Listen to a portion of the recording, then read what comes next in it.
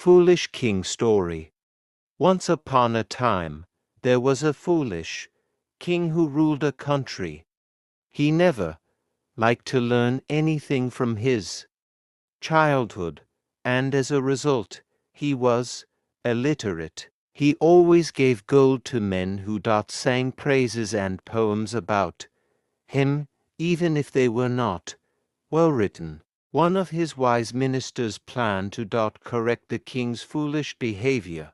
He decided to write a poem about the king, but instead of presenting it on paper, he wrote it on a huge rock. When the king saw the poem, he was impressed and wanted to see it.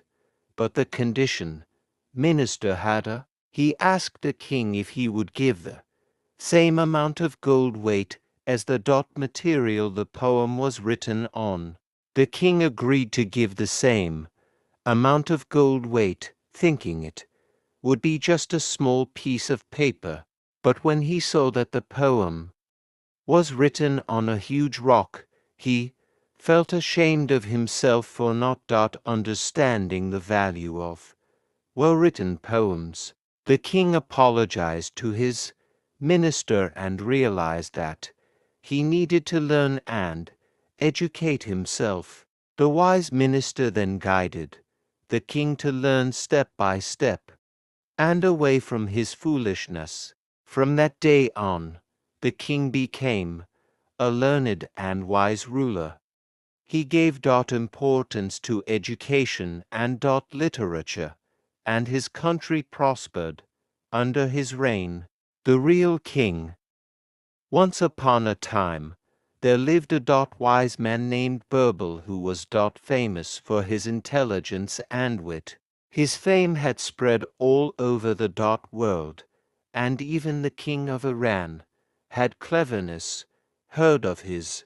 The king was Akbar's friend and was curious to see if Birbal was as intelligent as people said.